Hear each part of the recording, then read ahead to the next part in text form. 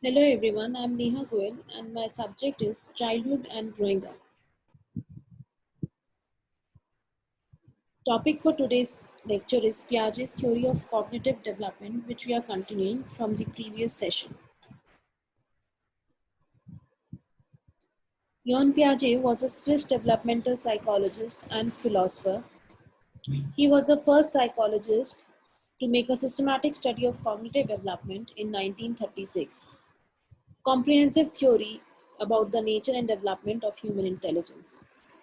According to him, children are born with a very basic mental structure on which all subsequent learning and knowledge are based. Piaget described four stages of cognitive development.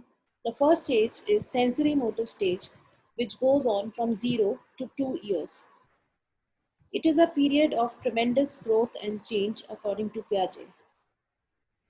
Children experience the world and gain knowledge through their senses and motor movements by seeing, hearing, moving, touching, tasting, etc. through trial and error learning, and that is why it is called as sensory motor stage. This stage is characterized by extreme egocentrism, where the child has no understanding of the world other than her own current point of view. The development of object permanence is one of the most important accomplishments of this stage. Object permanence means knowing that an object still exists even if it is hidden. It requires the ability to form a mental representation or a schema of that object. Another major accomplishment of this stage is moving from reflexes to logical, goal directed actions, which takes place towards the end of the stage. The second stage of this theory is the pre operational stage, which moves on from 2 to 7 years of age. In this stage, children begin to engage in symbolic play and learn to manipulate symbols.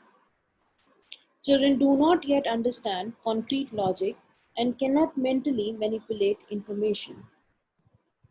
Language development is one of the hallmarks of this period. Children have egocentrism in this stage. Egocentrism refers to the child's inability to see a situation from another person's point of view or perspective. In this stage, children also have irreversibility or irreversible thinking, which is the inability to reverse the direction of sequence of events to their starting points. Animism is the belief that inanimated objects like toys and teddy bears have human feelings and intentions, which children in this stage tend to have. Centration is another tendency to focus on only one aspect of a situation at one time. In this stage, children tend to center in, in place of they don't have the ability to decenter and conserve.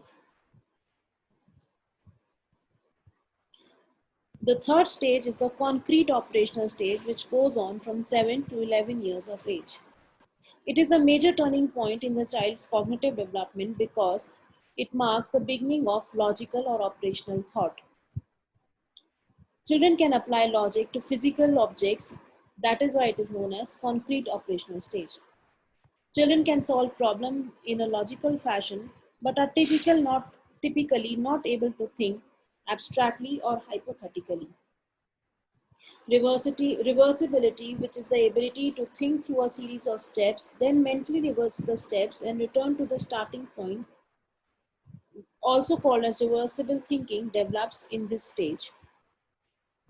Decentration, which is the ability to take into account multiple aspects of a problem to solve it or focus on more than one aspect at a time, also develops in this stage. Classification, which is the grouping of objects into categories based on some characteristics or properties, also develops in this stage. The child is also typically able to conserve in this stage. The fourth and the final stage of this theory is the formal operational stage, which goes from 11 years and onwards. The ability to think in an abstract manner, the ability to combine and classify items in a more sophisticated way, and the capacity for higher order reasoning develops in this stage. Children in the formal operational stage can apply logical and systematic thought functions to more abstract problem and hypothesis. Hypothetical deductive reasoning develops in this stage, which is general to specific and concepts to examples.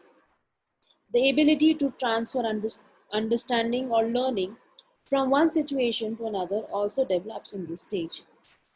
Reflective abstraction, which is internal thought or reflection based on available knowledge, also develops in this stage.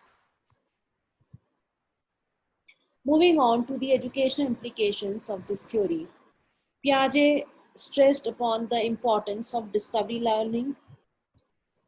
This theory brings to light the importance of flexibility in curriculum, importance of play and drama in learning. This theory focuses on process of learning rather than the end product. According to this theory, using active methods that require rediscovering or reconstruction truths is important. Classroom learning should be student-centered and accomplished through active discovery learning. Devising situations that present useful problems and create disequilibrium in the child is useful. According to this theory, evaluating the level of the child's development so that suitable tasks can be set is also important. Thank you.